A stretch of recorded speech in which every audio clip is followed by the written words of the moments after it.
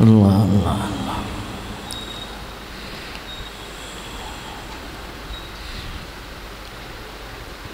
الحمد للہ کفا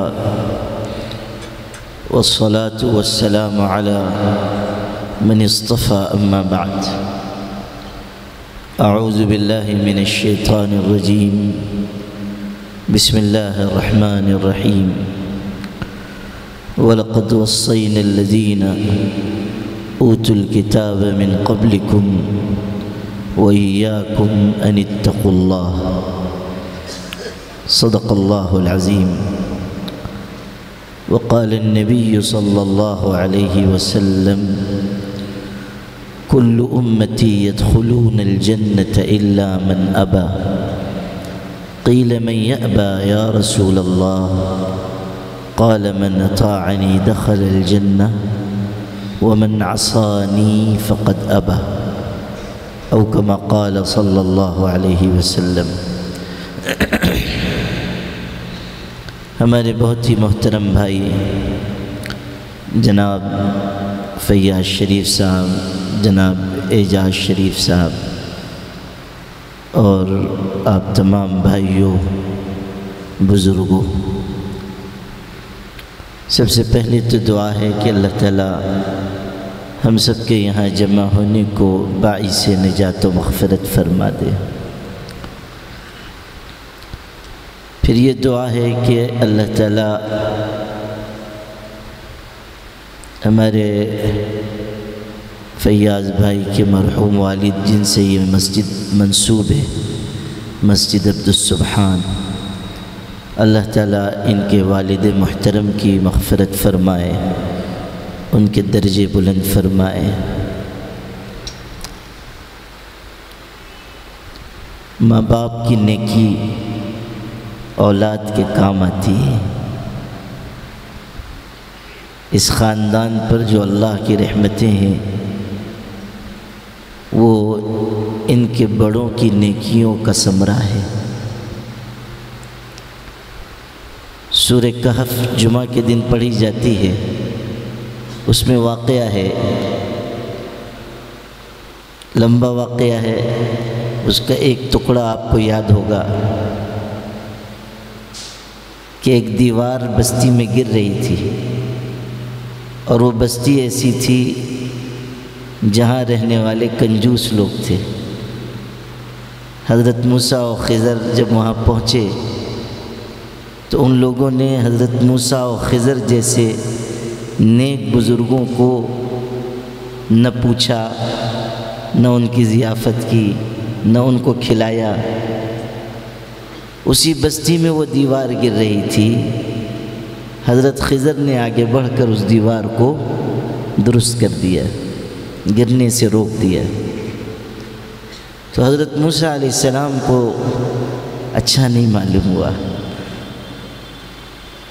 انہوں نے کہا لو شئت لاتخذت علیہ اجرا، اگر آپ کو دیواری ٹھیک کرنی تھی تو اس پر کچھ مزدوری لے لیتے، کچھ اجرت لے لیتے، ان لوگوں نے تو ہم کو کھلایا بھی نہیں۔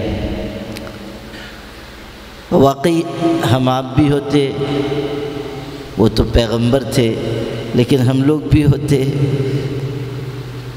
تو ہمارا ریئیکشن ذرا دوسرا ہوتا کہ اگر گر رہی ہے تو اور گرا دیجئے، اس کو درست کرنے کی ضرورت نہیں ہے۔ لیکن حضرت خضر نے درست کیا، اور بعد میں جب انہوں نے اپنے اعمال کی وجہ بتائی تو اس میں قرآن پاک یہ نقل کرتا ہے، یہ سنیے، یہ سنانا تھا آپ کو۔ حضرت خضر نے یہ کہا کہ وَأَمَّا الْجِدَارُ فَكَانَ لِغُلَامَيْنِ يَتِيمَيْنِ فِي الْمَدِينَةِ وَكَانَ تَحْتَهُ كَنْزٌ لَهُمَا وَكَانَ أَبُوهُمَا صَالِحًا، کہ یہ جو دیوار ہے یہ کوئی عام دیوار نہیں ہے، یہ دو یتیم بچوں کی تھی، اور اس دیوار کے نیچے ایک خزانہ دفن تھا۔ اگر وہ دیوار گر جاتی تو بستی کے لوگ وہ خزانہ نکال لیتے، اور یہ جو حفاظت کروائی گئی وہ کیوں کروائی گئی یہ سنیے، یعنی حضرت خضر سے دیوار کی حفاظت کیوں کروائی گئی؟ فرمایا وَكَانَ أَبُوهُمَا صَالِحًا، اس لیے کہ ان کے والد نیک تھے، اس لیے حفاظت کروائی گئی۔ اب یہاں آپ کو یہ واضح کروں کہ حضرت عبداللہ ابن عباس رضی اللہ عنہما نے اس آیت کی تفسیر میں یہ فرمایا ہے کہ یہ جو کہا کہ ان کے والد نیک تھے، یہ ان کے والد کے بارے میں نہیں ہے، بلکہ ان دو یتیم بچوں کی 7ویں پشت میں ایک نیک انسان گزرا تھا، اللہ نے اس کی برکت سے ان دونوں کے خزانے کی حفاظت فرمائی 7ویں پشت میں۔ تو ماں باپ کی نیکیاں اولاد کے کام آتی ہیں۔ حضرت سعید ابن مسیب رحمۃ اللہ علیہ جو خیر التابعین کہلاتے ہیں، ان کا ارشاد ہے کہ میں رات کو نماز پڑھ رہا ہوتا ہوں، یعنی تہجد، اچانک مجھ کو میرے بچوں کا خیال آ جاتا ہے تو میں اپنی نماز کو اور لمبا کر دیتا ہوں۔ یہ کیوں فرمایا کہ یہ جو نیکی ہے، یہ لمبی نماز، یہ میری اولاد کے لیے خیر و برکت کا ذریعہ ثابت ہوگی۔ جن کے والدین گزر گئے وہ تو اس نعمت عظمیٰ سے اب محروم ہیں، لیکن جن کے ماں باپ ہیں انہیں چاہیے کہ وہ اپنے ماں باپ کی قدر کریں، ان کی عظمت پہچانیں، ان سے محبت کریں، ان کی خدمت اور اطاعت کریں۔ ہمارے شہر کے ایک شاعر ہیں، ان کا ایک خوبصورت شعر ہے، کہتے ہیں اے ضیا ماں باپ کے سائے کی ناقدری نہ کر، اے ضیا ماں باپ کے سائے کی ناقدری نہ کر، دھوپ کاٹے گی بہت جب یہ شجر کٹ جائے گا، دھوپ کاٹے گی بہت جب یہ شجر کٹ جائے گا۔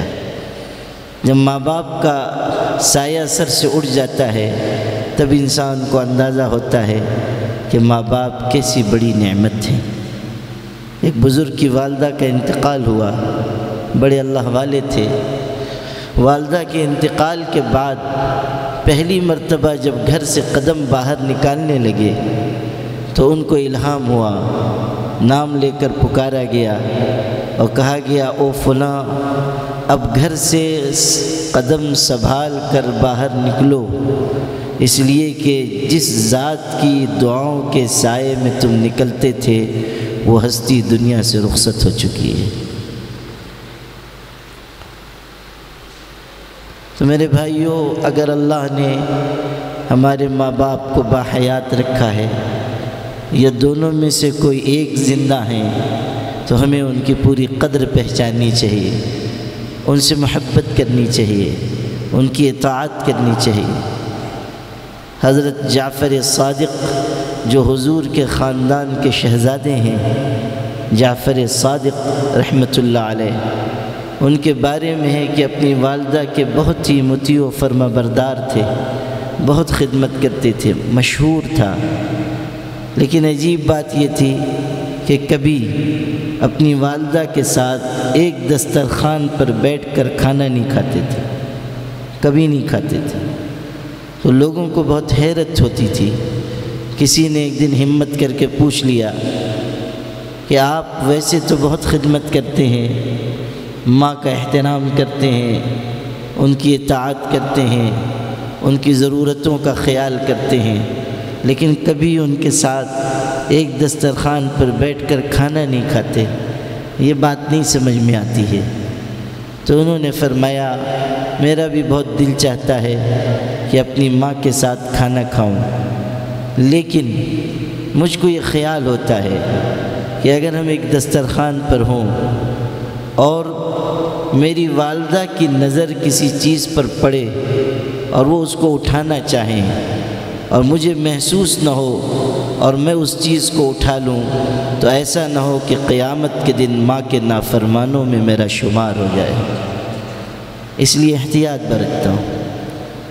غور کیجیے کہ اگر میری ماں کی نگاہ کسی چیز پر پڑ گئی اور ان کے اٹھانے سے پہلے میں نے اس چیز کو اٹھا لیا، خدا نخواستہ ایسا نہ ہو کہ اللہ کے ہاں ماں کے نافرمانوں میں میرا شمار ہو جائے۔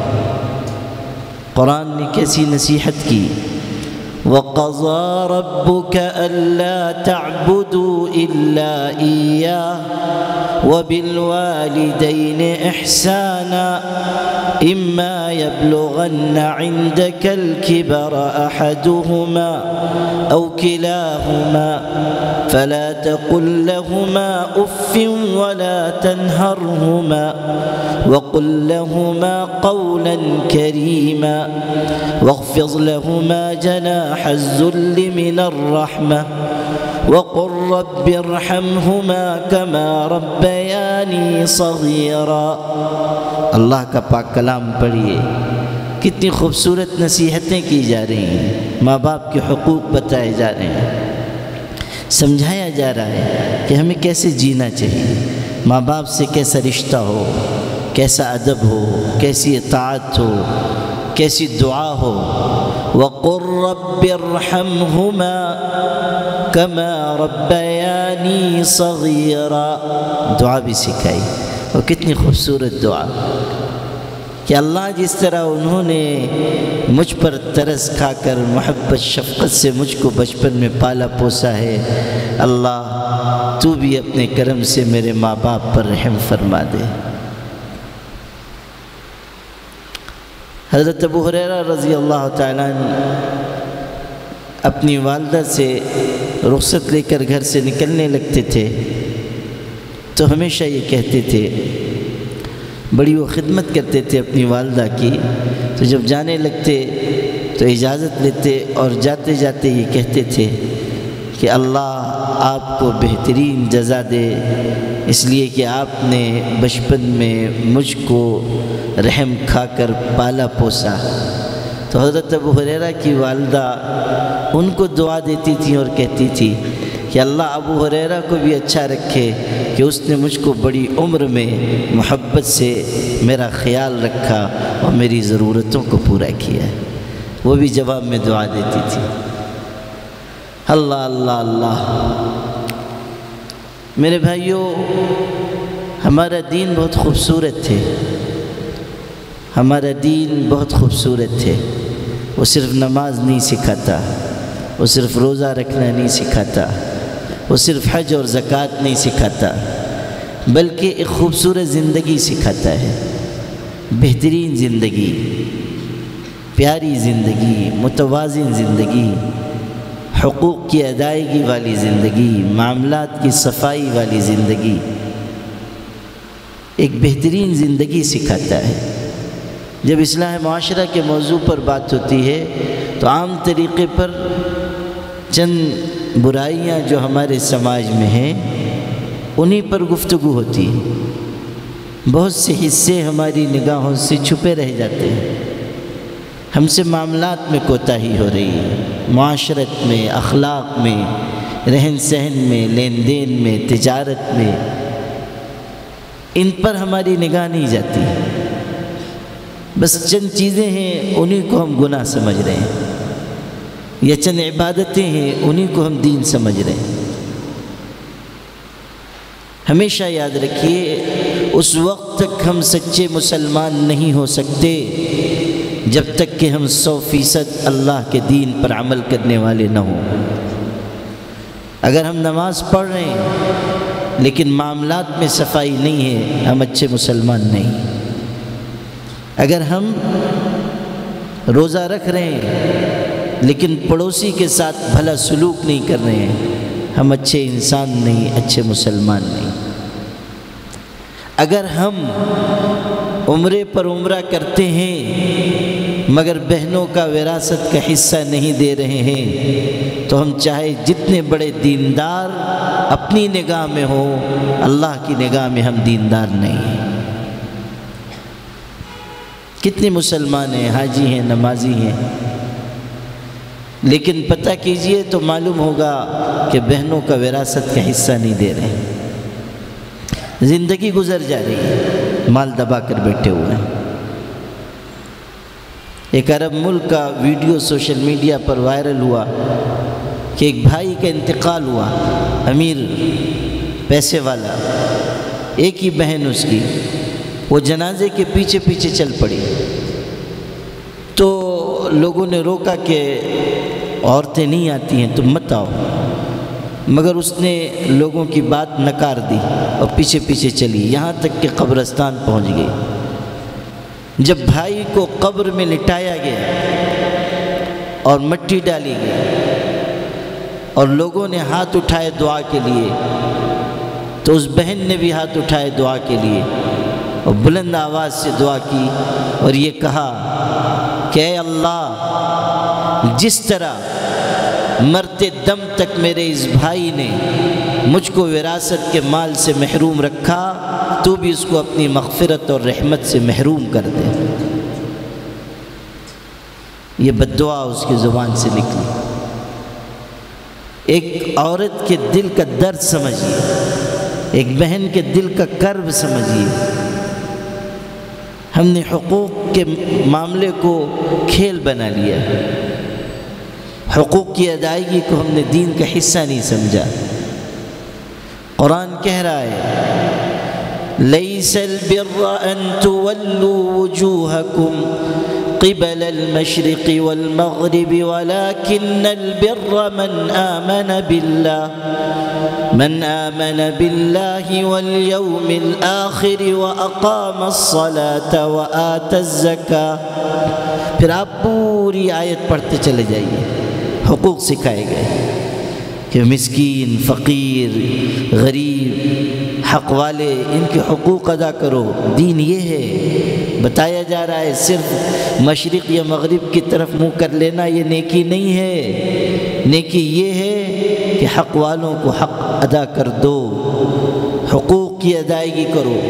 حدیث میں اعط کل ذی حق حقہ، ہر حق والے کو اس کا حق دے دو، کسی کا حق اپنے ذمہ باقی نہ رکھو۔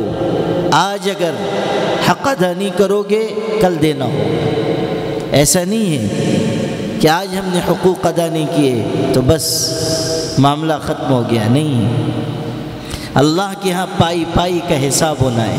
حدیث پاک میں یہاں تک کہ ایک بالش زمین اگر کسی نے غصب کر لی، ناجائز طریقے سے لے لی، تو 7 زمینوں کا طوق قیامت کے دن اس کی گردن میں ڈال دیا جائے گا۔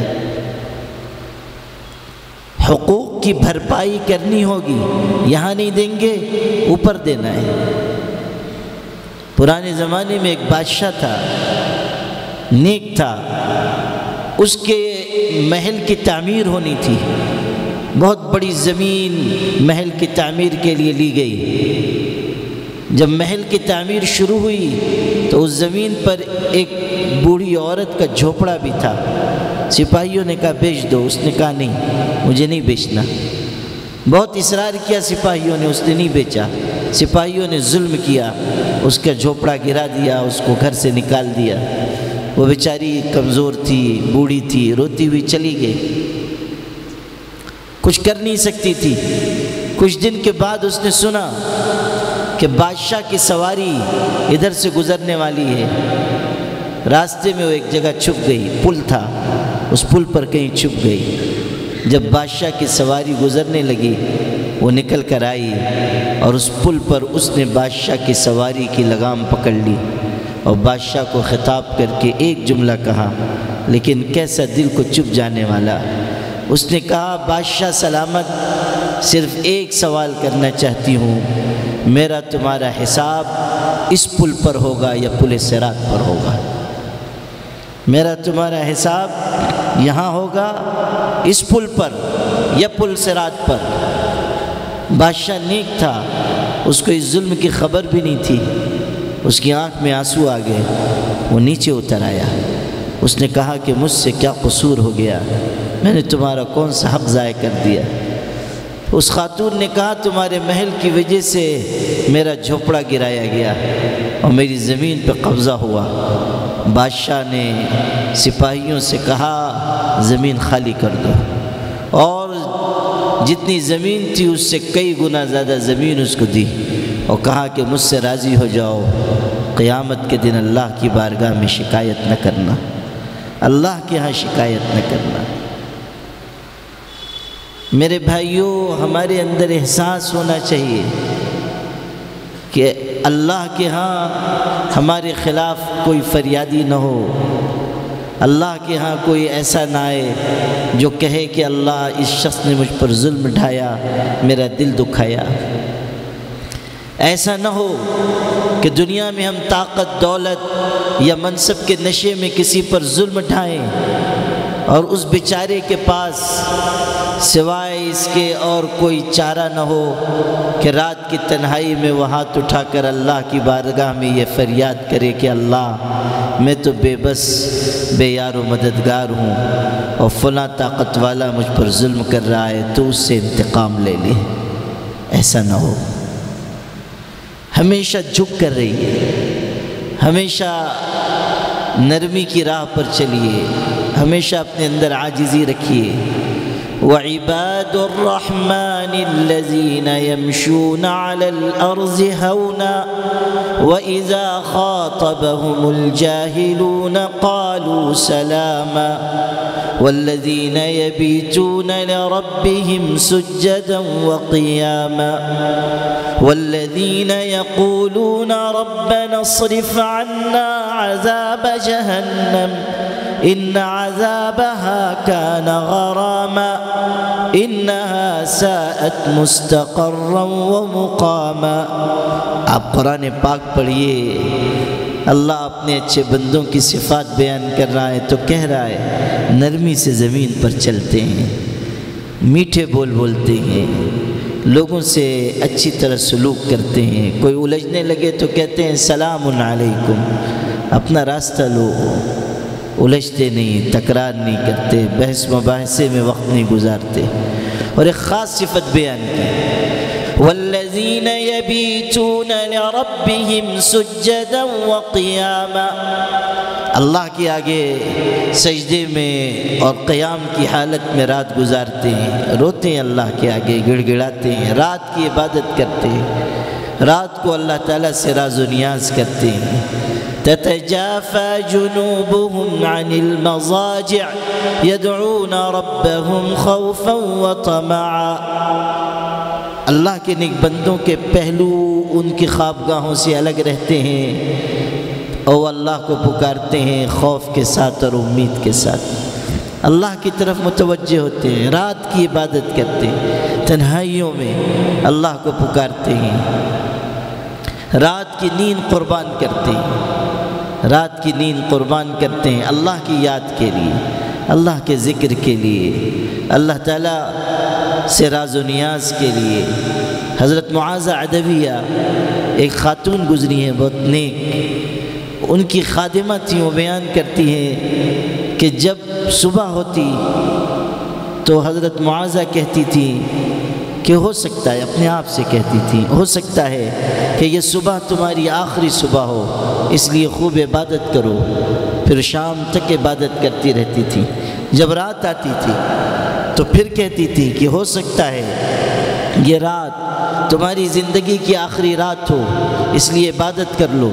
پھر صبح تک عبادت کرتی تھی اور اللہ کو یاد کرتی رہتی تھی، کبھی دن رات جاگتی تھی، کبھی نیند کا غلبہ ہونے لگتا تھا تو اپنے آپ سے ایک جملہ کہتی تھی، وہ جملہ نقل کیا ہے اس خاتون نے، کہتی تھی عجبت لعین تنام وقد عرفت طول الرقاد فی ظلم القبور، کہ اس آنکھ پر حیرت ہے جو سونا چاہتی ہے حالانکہ اس کو علم ہے کہ قبر کی اندھیریوں میں بہت جاگنا پڑے گا، قبر کی اندھیریوں میں بہت جاگنا پڑے گا۔ مستقل عبادت کا معمول تھا، ان کی حالات میں ہے کہ دن رات میں روزانہ 600 رکعت نفل نماز پڑھتی تھی، 600 رکعت نفل نماز پڑھتی تھی۔ اور صرف عبادت نہیں، اللہ کی ایسی خشیت، ایسا تقوی، ایسا ڈر دل میں تھا کہ ان کے حالات لکھنے والوں نے لکھا ہے لم ترفع بصرها الى السماء 40 سنة، 40 سال تک کبھی انہوں نے نگاہ اٹھا کر آسمان کو نہیں دیکھا۔ اللہ کا خوف اس درجہ غالب تھا، آسمان کی طرف نگاہ نہیں اٹھاتی تھی۔ ان کے شوہر صلہ ابن اشیم اور ان کے بیٹے دونوں اللہ کے راستے میں شہید ہوئے، ایک مارکے میں شہید ہوئے۔ آپ سوچئے کہ خاتون کے لیے کیسا نازک وقت ہے، شوہر بھی شہید ہوئے، بیٹا بھی شہید ہوا، اور ایک خاتون ہے جس کو ہم صنف نازک کہتے ہیں، کمزور خاتون، لیکن کیسی ایمانی قوت تھی ان کے اندر، کیسا یقین تھا۔ شوہر بھی شہید ہوئے، بیٹا بھی شہید ہوا۔ بستی کی عورتیں آئیں تسلی دینے کے لیے، تعزیت کے لیے، تو ان کو دیکھ کر کہنے لگیں ان کنتن جئتن للہناء فمرحبا بکن وان کنتن جئتن لغیر ذالک فرجعنا، کہ او بستی کی عورتوں، اگر تم اس لیے آئی ہو کہ مجھ کو مبارکباد دو کہ میرے شوہر اور میرے بیٹے کو اللہ نے اپنے راستے میں قبول کر لیا، تب تو تمہارا آنا مبارک ہے، تمہیں خوش آمدید ہے، اور اگر تم اس لیے آئی ہو کہ ماتم کرو اور رو اور اظہار غم کرو تو واپس چلی جاؤ کہ مجھے اس کی کوئی ضرورت نہیں ہے۔ ایمان دیکھیے، یقین دیکھیے، جذبہ دیکھیے کہ شوہر اور بیٹا اگر قربان ہوا ہے تو اللہ نے ان کو اپنے راستے میں قبول فرمایا ہے۔ اور یہ کوئی انوکھی بات نہیں ہے، آج کے دور میں بھی فلسطین میں بسنے والی مائیں اور وہاں کی بہنیں دنیا کو بتا رہی ہیں کہ ایمان کی طاقت کسے کہتے ہیں، یقین کسے کہتے ہیں۔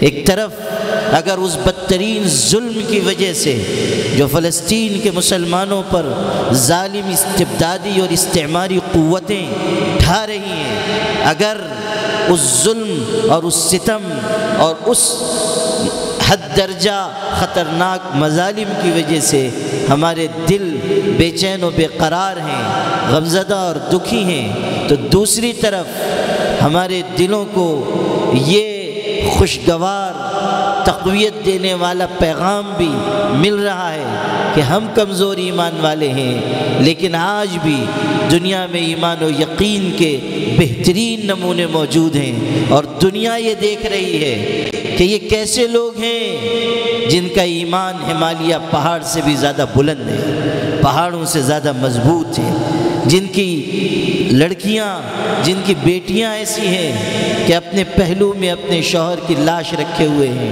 اپنی گود میں اپنے بچے کی خون میں نہائی ہوئی لاش رکھے ہوئے ہیں، اور آسمان کی طرف نگاہ اٹھا کر آج بھی کہہ رہی ہیں کہ اللہ اس پر بھی میں تجھ سے راضی اور خوش ہوں۔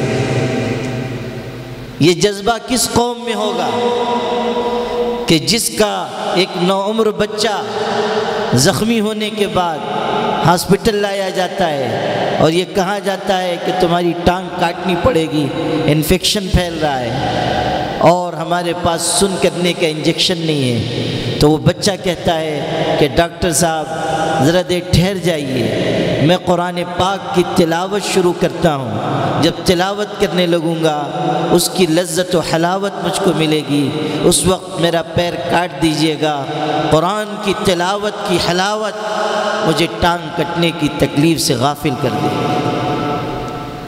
دنیا میں ہے کوئی قوم جس کے اندر یہ یقین ہو، یہ استقامت ہو، یہ صبر اور یہ عزیمت ہو، یہ جذبہ ہو۔ وَكَأَيٍّ مِّن نَّبِيٍّ قَاتَلَ مَعَهُ رِبِّيُّونَ كَثِيرٌ فَمَا وَهَنُوا لِمَا أَصَابَهُمْ فِي سَبِيلِ اللَّهِ وَمَا ضَعُفُوا وَمَا اسْتَكَانُوا وَاللَّهُ يُحِبُّ الصَّابِرِينَ وَمَا كَانَ قَوْلَهُمْ إِلَّا أَن قَالُوا رَبَّنَا اغْفِرْ لَنَا ذُنُوبَنَا وَإِسْرَافَنَا فِي أَمْرِنَا وَثَبِّتْ أَقْدَامَنَا وَانصُرْنَا عَلَى الْقَوْمِ الْكَافِرِينَ قرآن پاک جس صبر و استقامت، عزم و عزیمت اور جس جرأت و ہمت اور اللہ کے راستے میں ڈٹ جانے اور جم جانے کی تعلیم دیتا ہے، اس کا نقشہ ان آیتوں میں کھینچا گیا ہے اور بتایا گیا ہے کہ مومن بزدلی اور کم ہمتی کے ساتھ اور میدان سے مقابلے سے پیچھے ہٹ جانے کے ساتھ نہیں جیتے۔ وَكَأَيٍّ مِّن نَبِيٍّ قَاتَلَ مَعَهُ رِبِّيُّونَ كَثِيرٌ، حالات کا وہ مقابلہ کرتے ہیں، مردانہ وار مقابلہ، نہ پست ہمت ہوتے ہیں، نہ بزدل بنتے ہیں، نہ اللہ کی راہ میں آنے والی مشکلات ان کی ہمتوں کو اور ان کے حوصلوں کو سرد کر پاتی ہے۔ وہ جمے رہتے ہیں اور ڈٹے رہتے ہیں۔ واللہ یحب الصابرین، اور اللہ ایسے ہی جم جانے والوں کو پسند کرتا ہے۔ وہ مومن اللہ کی نگاہ میں پیارے نہیں ہیں جو میدان چھوڑ کر بھاگ جاتے ہیں، وہ مومن پیارے ہیں جو دشمنوں کی گولیاں اپنے سینوں پر کھاتے ہیں اور پھر بھی کہتے ہیں کہ جان دی ہوئی اسی کی تھی، حق تو یہ ہے کہ حق ادا نہ ہوا۔ یہ جذبہ ہونا چاہیے۔ اقبال نے کہا تھا شہادت مطلوب و مقصود مومن، نہ مال غنیمت نہ کشور کشائی، یہ غازی یہ تیرے پراسرار بندے جنہیں تو نے بخشا ہے ذوق خدائی۔ دو نیم ان کی ٹھوکر سے صحرا و دریا، پہاڑ ان کی ہیبت سے سمٹ کر ہرائی۔ یہ ہے صاحب ایمان، ہر لحظہ نئی آن نئی شان، کردار میں گفتار میں اللہ کی برہان، جگر لالا میں جس سے ٹھنڈک ہو وہ شبنم، دریاؤں کے دل دہل جائیں جس سے وہ طوفان۔ یہ ہے مرد مسلمان۔ وَكَأَيٍّ مِّن نَّبِيٍّ قَاتَلَ مَعَهُ رِبِّيُّونَ كَثِيرٌ فَمَا وَهَنُوا لِمَا أَصَابَهُمْ فِي سَبِيلِ اللَّهِ وَمَا ضَعُفُوا وَمَا اسْتَكَانُوا وَاللَّهُ يُحِبُّ الصَّابِرِينَ۔ ایک طرف قرآن کی یہ مبارک آیت اور پھر دوسری طرف غزوہ احزاب کے موقع پر جب سب کافر مشرک یکجٹ ہو کر مسلمانوں کے اوپر حملہ آور ہوئے یلغار کی، اور حالات خراب ہو گئے اور چاروں طرف سے خطرات نے مسلمانوں کو گھیر لیا اور کوئی جائے پناہ، کوئی راستہ نظر نہیں آ رہا تھا، اور منافقین پھسلنے لگے اور بھاگنے لگے اور پست ہمت ہو گئے۔ اس وقت کا نقشہ قرآن نے ان الفاظ میں کھینچا کہ جب چاروں طرف سے تم پر یلغار ہوئی، اذ زاغت الابصار وبلغت القلوب الحناجر وتظنون باللہ الظنون، آنکھیں پھترا گئی، کلیجے منہ کو آنے لگے، لوگ اللہ کے بارے میں طرح طرح کے گمان کرنے لگے۔ اس وقت سچے ایمان والے، مضبوط ایمان والے، پختہ ایمان والے کس ہمت کے ساتھ ڈٹے ہوئے تھے، اس کا نقشہ قرآن نے کھینچا اور کہا وَلَمَّا رَأَى الْمُؤْمِنُونَ الْأَحْزَابَ قَالُوا هَذَا مَا وَعَدَنَا اللَّهُ وَرَسُولُهُ وَصَدَقَ اللَّهُ وَرَسُولُهُ وَمَا زَادَهُمْ إِلَّا إِيمَانًا وَتَسْلِيمًا۔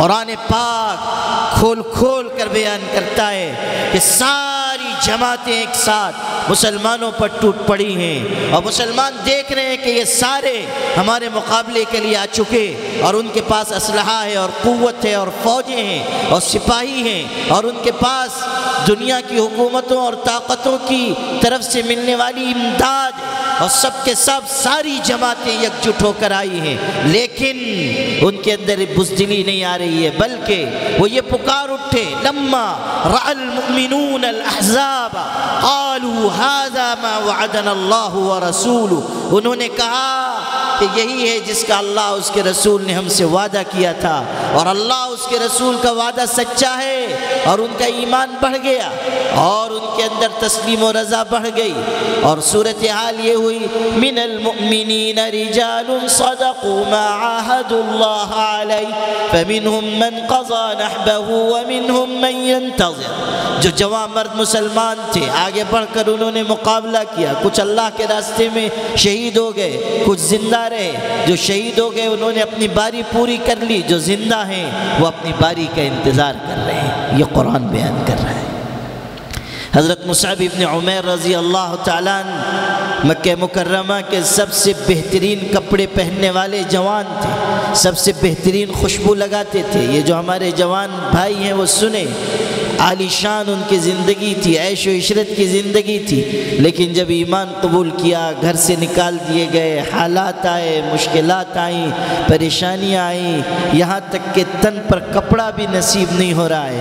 ایک دن حضور تشریف رکھتے تھے، مجلس تھی، مصعب ابن عمیر آئے، صرف ایک ان کے پاس چادر تھی، اوپر کا جسم کھلا ہوا تھا، پیچھے بیٹھ گئے، دوسروں کی آڑ لے لی تاکہ اوپری جسم حضور کو نظر نہ آئے۔ حضور تشریف رکھتے تھے، آپ نے دیکھا بھی، اس وقت کچھ نہیں فرمایا، تھوڑی دیر میں اٹھ کر چلے گئے۔ حضور نے فرمایا دیکھو مصعب بہترین لباس پہنتے تھے، بہترین خوشبو لگاتے تھے، مگر آج ایمان لانے کے بعد ان پر یہ حالات ہیں۔ پھر مصعب ابن عمیر رضی اللہ عنہ کو حضور نے داعی بنا کر بھیجا مکہ مدینہ منورہ، وہاں انہوں نے خدمت انجام دی۔ پھر احد کی لڑائی میں اللہ نے ان کو شہادت عطا فرمائی، شہید ہوئے۔ حضور بھی زخمی تھے، حضور کے چچا حضرت حمزہ شہید ہوئے، بڑے بڑے جانثار صحابہ شہید ہوئے۔ آپ کے رخسار مبارک میں خود کی کڑیاں دھس گئی تھیں، چہرہ لہو لہان تھا، آپ زخم سے اور صدمے سے چور چور تھے۔ جب حضرت حمزہ کے لاش پر آئے تو اس طرح روئے جس طرح کوئی بچہ اپنی ماں سے بچھڑ کر روتا ہے، بلک بلک کر روئے۔ پھر پوچھا مصعب کہاں ہیں؟ لوگوں نے کہا شہید کر دیے گئے۔ حضور صلی اللہ علیہ وسلم ان کے قریب آئے، جہاں ان کی لاش رکھی ہوئی تھی بیٹھ گئے، ان کا چہرہ اٹھا کر اپنی گود میں رکھا، خون اور گرد چہرے سے صاف کرتے تھے اور ان کو یاد کر کے روتے تھے۔ اور اس وقت آپ نے ان کو خطاب کر کے کہا کہ مصعب تو کتنا خوبصورت جوان تھا، بہترین لباس پہنتا تھا، بہترین خوشبو لگاتا تھا، ایمان قبول کیا، پھر حالات آئے، پھر دین کی تو نے دعوت دی، پھر اللہ کے راستے میں مارکا لڑا، اب تو شہید ہو گیا، اور آپ یہ کہہ رہے ہیں اور آپ کی مبارک آنکھوں سے آنسو بہہ رہے ہیں۔ پھر آپ نے اسی حالت میں روتے ہوئے قرآن کی یہ آیت پڑھی تھی، من المؤمنین رجال صدقوا ما عاهدوا الله علیہ فمنهم من قضى نحبه ومنهم من ينتظر وما بدلوا تبدیلا۔ اس حالت میں آپ یہ آیت پڑھ رہے ہیں کہ آپ کی مبارک آنکھوں سے آنسو جاری ہے اور آپ بہترین خراج عقیدت پیش کر رہے ہیں اس شخص کو جس نے اپنی جان اللہ کی راہ میں قربان کی۔ میرے بھائیوں، اس وقت ہمارے فلسطین کے مسلمان بھائی بہنیں جس ایمانی ہمت، جرت، استقامت کا مظاہرہ کر رہے ہیں، وہ ہمارے لیے، آپ کے لیے ایک بہترین نمونہ ہے، اور دنیا کے انسانوں کو یہ بتانے کے لیے کافی ہے کہ اسلام اور ایمان جس جذبے کی پرورش کرتے ہیں وہ جذبہ دنیا میں غیر معمولی ہے۔ خیر، میں آپ کو جو بات سنا رہا تھا یہ تو درمیان میں بات نکلی، آپ کو جو سنا رہا تھا وہ حضرت معاذہ عدویہ کا واقعہ کہ رات کی تنہائیوں میں عبادت کرتی تھیں، ذکر کرتی تھیں، ساری رات اللہ تعالیٰ کی خشیت سے روتے ہوئے گزار دیتی تھیں، اور جب ان کے شوہر اور بیٹے شہید ہوئے تو ایسا خوبصورت ایمانی مظاہرہ انہوں نے فرمایا۔ یہ چیز ہمارے اندر آئے کہ ہم بھی راتوں کی تنہائیوں میں رونے والے بنے، ہم بھی باکردار بنے، ہم بھی دعا مانگنے کی کثرت کرنے والے بنے، عباد الرحمن بنے۔ والذین یبیتون لربہم سجدا وقیاما، یہ آیتیں قرآن پاک میں ہمارے لیے اتاری گئی، ہماری تربیت کی جا رہی ہے۔ آج ہمارے جوانوں کو تہجد کی نماز کا ذوق نہیں، ہمارے بوڑھوں کو ذوق نہیں، فجر کی نماز بھی ہم جماعت سے نہیں پڑھ رہے ہیں۔ میرے والد صاحب رحمۃ اللہ علیہ بہت بڑے عالم تھے، آج سے 30-35 سال پہلے وہ اپنے مواعظ میں ایک بات کہتے تھے، فرماتے تھے کہ اس امت کا حال یہ ہے، اپنے دور کی بات کرتے تھے، اس وقت تو یہ موبائل وغیرہ نہیں تھا، ٹی وی کا دورہ تھا، تو وہ کہتے تھے کہ اس امت کا حال یہ ہے کہ یہ رات کو ٹی وی دیکھ کر گنہگار ہو کر سوتی ہے اور صبح فجر کی نماز قضا کر کے گنہگار ہو کر اٹھتی ہے۔ جب امت کا سونا اور جاگنا دونوں گناہ پر ہو تو پھر اللہ کی رحمت اس امت کو کیسے مل سکتی ہے؟ سونا بھی گناہ پر ہے اور جاگنا بھی گناہ پر ہے۔ سو رہے ہیں نافرمانی کے ساتھ، جاگ رہے ہیں فجر کی نماز قضا کر کے، دونوں طرف گناہ ہے۔ اب تو موبائل آ گیا، آدھی آدھی رات تک لوگ مشغول ہیں اور بے حیائی کی چیزیں دیکھ رہے ہیں، دل مردہ ہو جا رہے ہیں، صفات ختم ہو رہی ہیں، ہمت و جرأت نکل رہی ہے، وحشت دل میں آ رہی ہے، گناہ کی نحوستوں نے ہم کو چاروں طرف سے گھیر لیا ہے۔ حالت یہ ہے کہ ہمارے جوانوں کا بہت بڑا طبقہ موبائل کے غلط استعمال کی وجہ سے خلوت کے گناہوں کا عادی ہو چکا، بے شرمی بے حیائی رگ و ریشے میں پیوست ہوتی جا رہی ہے۔ حضور صلی اللہ علیہ وسلم نے ایک موقع پر فرمایا کہ قیامت کے دن کچھ لوگ تہامہ پہاڑیوں کے برابر نیکیاں لے کر آئیں گے، یأخذون من اللیل کما تأخذون، وہ اسی طرح تہجد پڑھتے ہوں گے جیسے تم پڑھتے ہو، مگر اس کے باوجود جہنم کی آگ میں ڈال دیے جائیں گے۔ صحابہ حیران ہو گئے کہ تہجد پڑھنے والے، نیکیاں لے کر آنے والے، پہاڑوں جتنے حسنات لے کر آنے والے، وہ کیوں جہنم میں ڈالے جائیں گے؟ پوچھا اللہ کے رسول ایسا کیوں ہوگا؟ آپ نے فرمایا اذا خلو بمحارم اللہ انتہکوہا، اس لیے ہوگا کہ جب وہ تنہائیوں میں ہوتے تھے تو حرام کام کرتے تھے، ان گناہوں کی وجہ سے جہنم میں ڈالے جائیں گے۔ یہ بہت ہی خطرناک بیماری ہے جو ہمارے اندر سرایت کر رہی ہے۔ اسی موبائل کے فتنے نے ارتداد کا دروازہ کھول دیا، سینکڑوں ہماری بچیاں، ہماری بہنیں، ہماری بیٹیاں، ان کا دین و ایمان داؤ پر لگا ہوا ہے۔ بے شرمی کے راستے سے، بے حیائی کے راستے سے ارتداد ہمارے گھروں کے دروازوں پہ دستک دے رہا ہے۔ ہم کیوں نہیں سمجھ پا رہے ہیں کہ کہاں کہاں سے یہ امت پریشانیوں میں، مصیبتوں میں، خطرات میں ڈالی جا رہی ہے۔ میرے بھائیوں، ہمارے دلوں میں درد آنا چاہیے، فکر پیدا ہونی چاہیے۔ اصلاح معاشرہ کی باتیں صرف رسمی طریقے سے کر دینا، صرف جلسے کر لینا، صرف کانفرنس کر لینا، صرف مجلسیں کر لینا، اس سے بات نہیں بنے گی۔ ہم میں سے ہر شخص کے اندر تڑپ آئے، فکر آئے، اپنے آپ کو بدلنے کی فکر، اپنے اندر تقوی لانے کی فکر، متقی بننے کی فکر، میں اللہ سے ڈرنے والا بن جاؤں، میں تنہائیوں میں اللہ تعالیٰ کی خشیت رکھنے والا بن جاؤں، میں ہر گناہ سے بچنے والا بن جاؤں، میں اپنی ملت کو بچا سکوں، میں اپنے نوجوان بھائیوں کو بچا سکوں، میں اپنی قوم کی بچیوں بیٹیوں کو بچا سکوں۔ ہمارے اندر تڑپ پیدا ہو، تڑپ، تقوی حاصل کرنے کا شوق ہمارے اندر آئے۔ وَلَقَدْ وَصَّيْنَا الَّذِينَ أُوتُوا الْكِتَابَ مِنْ قَبْلِكُمْ وَإِيَّاكُمْ أَنِ اتَّقُوا اللَّهَ۔ ارشاد ہو رہا ہے کہ دیکھو، ہم نے تم سے پہلے کے لوگوں کو بھی وصیت کی، جو تم سے پہلے اہل کتاب تھے ان کو بھی، اور تم کو بھی نصیحت کر رہے ہیں کہ اللہ سے ڈر کر رہنا، اللہ سے ڈرنا۔ عبداللہ ابن مسعود رضی اللہ عنہ اس آیت کی تفسیر میں کہتے ہیں کہ جس طرح ہر چیز کی کوئی چکی ہوتی ہے، گیہوں کی چکی ہے اور دوسری چیزوں کی چکی ہوتی ہے، اسی طرح قرآن پاک کی آیتوں کی چکی یہ آیت ہے۔ ساری آیتیں اس کے ارد گرد گھوم رہی ہیں۔ کیا؟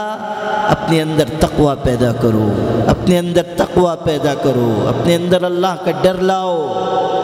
حضرت علی رضی اللہ تعالیٰ عنہ قبرستان میں گئے، قبروں کے درمیان تھے، دیکھ رہے ہیں، نصیحت حاصل کر رہے ہیں، عبرت پکڑ رہے ہیں، پھر اچانک رو پڑے، اچانک رونے لگے اور قبر والوں کو خطاب کر کے کہا مل خبر عندکم، تمہارے پاس تمہارا کیا حال ہے، تمہاری کیا خبر ہے؟ ہماری خبر اگر لینا چاہو تو میں بتاتا ہوں، کہہ رہے ہیں ہمارے حالات جاننا چاہو تو ہم بتا رہے ہیں کہ صورتحال یہ ہے کہ تمہارے مال تقسیم ہو چکے، تمہاری بیویوں کے دوسرے نکاح ہو چکے، تمہارے گھروں میں دوسرے آباد ہو چکے، بتاؤ تمہارا کیا حال ہے؟ پھر خود جواب دیا کہ اگر ان قبر والوں کو جواب دینے کی طاقت ہوتی تو یہ قبر والے کہتے کہ مر جانے کے بعد، آنکھیں بند ہو جانے کے بعد ہم نے جو چیز پائی ہے وہ یہ کہ بہترین توشہ آخرت اللہ کا ڈر اور اس کا تقویٰ ہے۔ بہترین توشہ اللہ کا ڈر ہے، بہترین زاد آخرت اللہ کا خوف، اللہ کا ڈر۔ جس کے اندر یہ ڈر آئے گا وہی اچھا انسان بنے گا، وہی حق ادا کرنے والا بنے گا، وہی معاملات کو صاف کرنے والا بنے گا، وہی بہترین تجارت کرنے والا بنے گا، وہی سود سے، زناکاری سے، شراب سے، نشے سے، معاملے کی خرابی سے اپنے آپ کو دور رکھے گا۔ جس کے اندر تقویٰ آئے گا وہ بہترین باپ بنے گا، بہترین شوہر بنے گا، بہترین بھائی بنے گا۔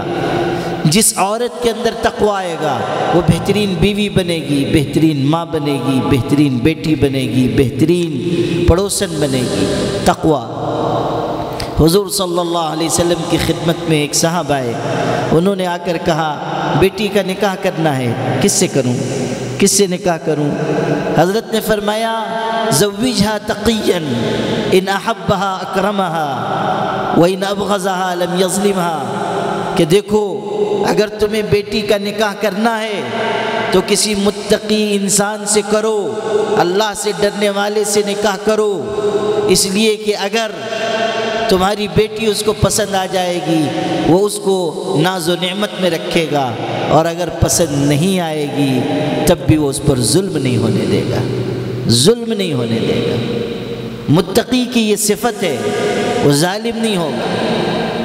متقی انسان زیادتی سے بچے گا، متقی انسان بندوں کا بھی حق ادا کرے گا، اللہ کے حقوق کا بھی خیال رکھے گا۔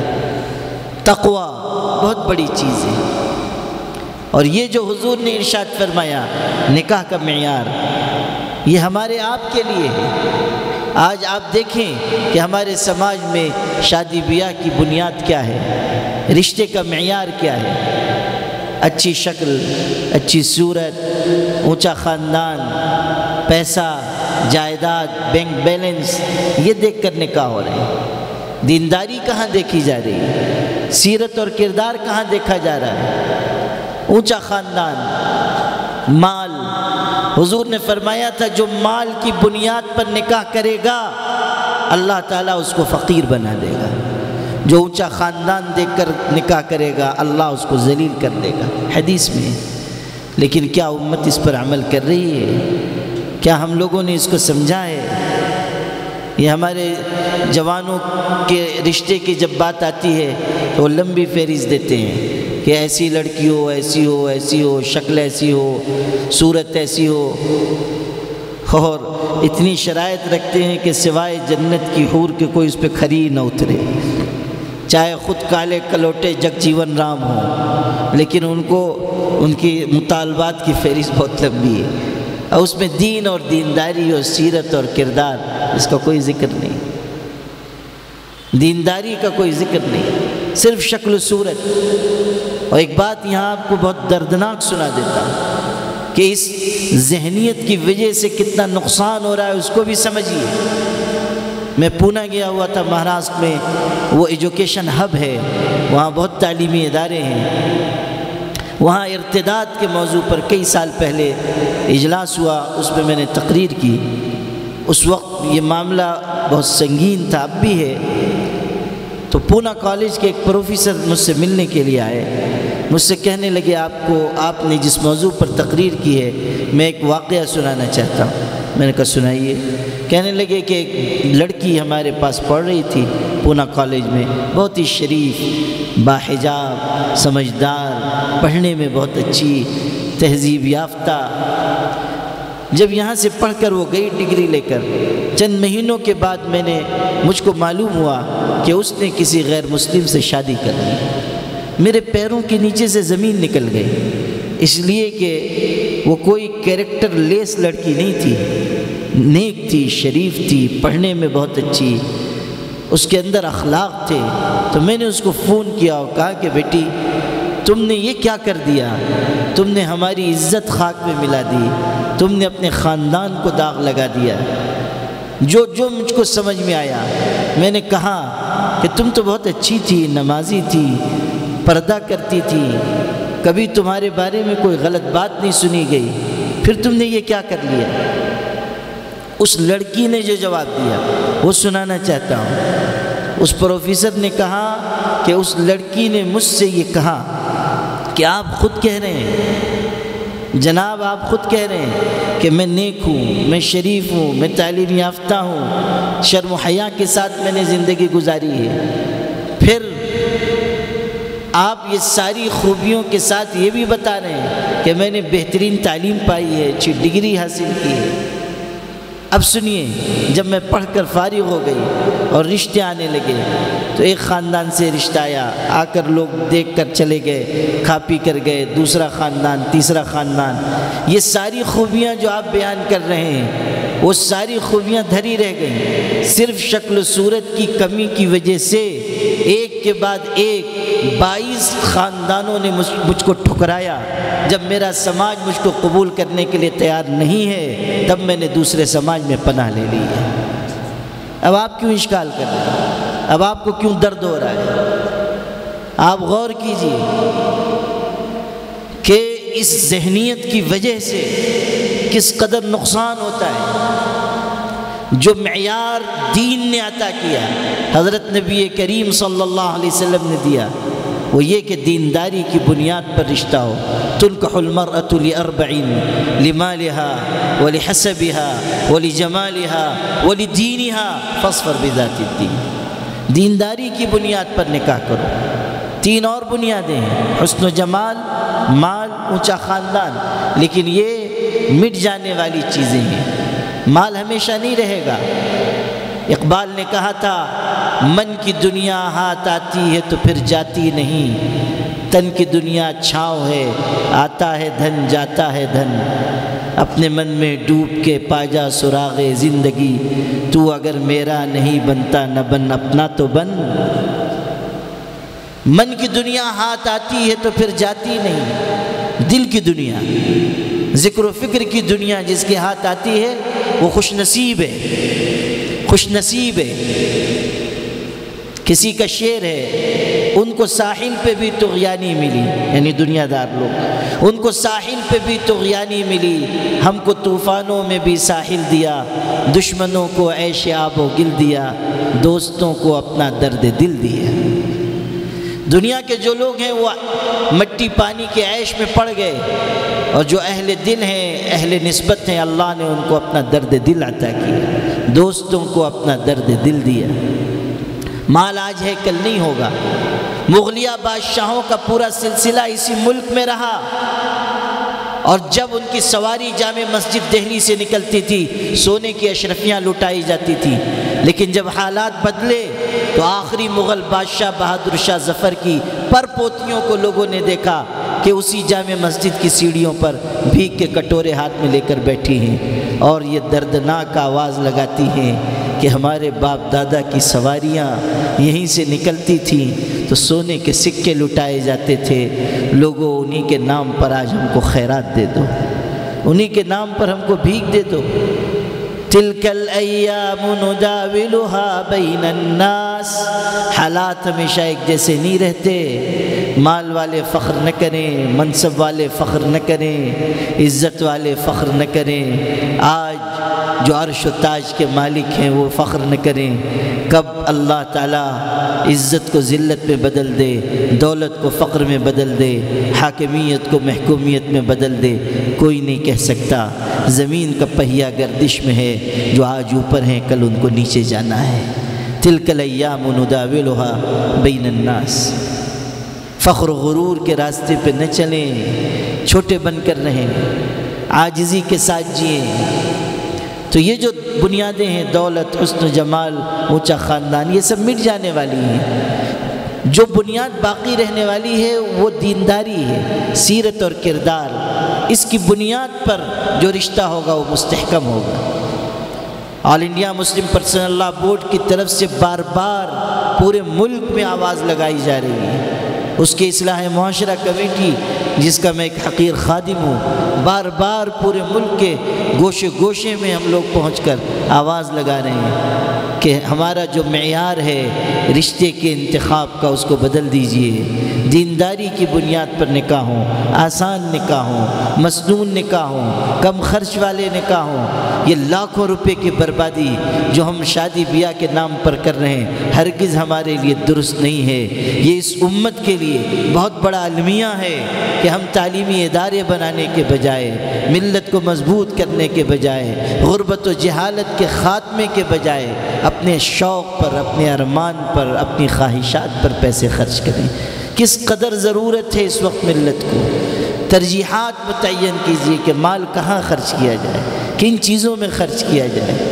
کتنی ضرورتیں ہیں۔ آواز لگائی جا رہی ہے کہ اس ملک میں مسلمانوں کے وجود کو باقی رکھنے اور ملت اسلامیہ کی حفاظت کے لیے ہمیں ایک زبردست میڈیا ہاؤس بنانا چاہیے۔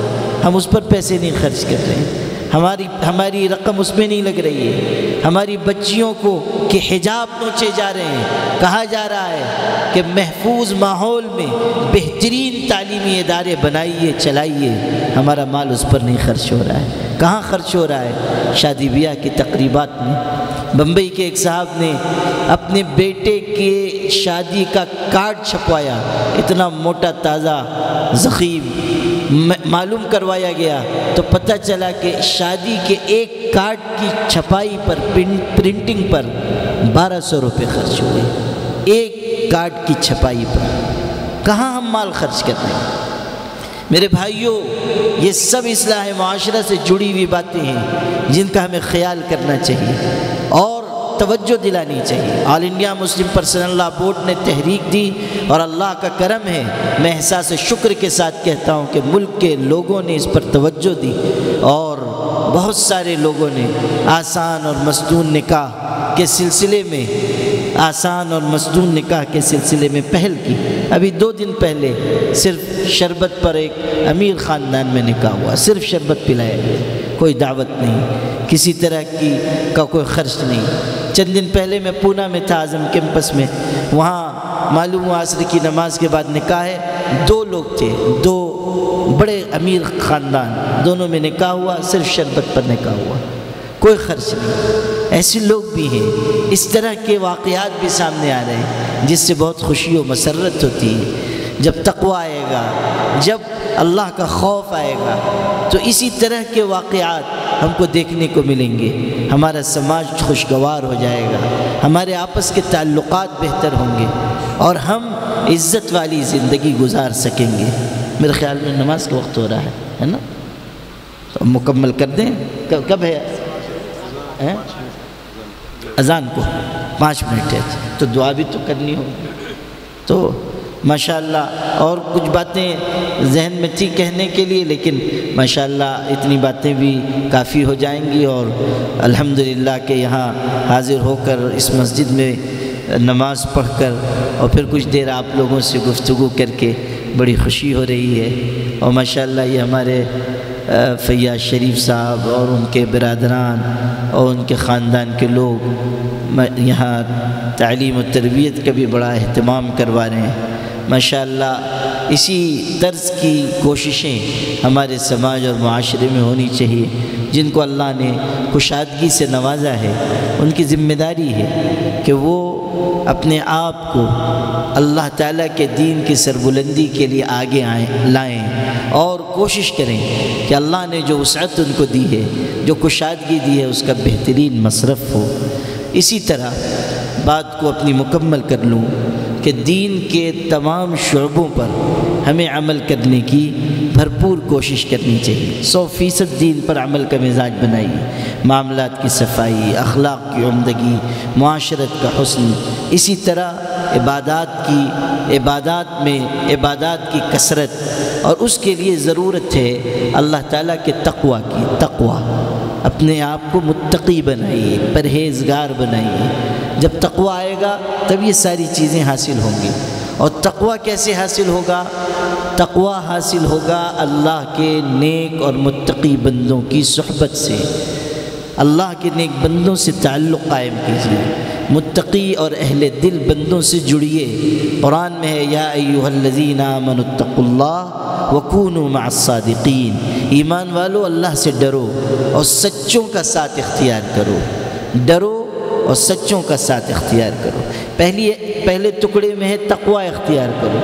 جب یہ آیت انسان پڑھے گا تو دل میں آئے گا کہ تقوی کیسے حاصل کروں، تو اگلے ٹکڑے میں اس کا راستہ بتایا کہ نیک انسانوں کا ساتھ اختیار کرو۔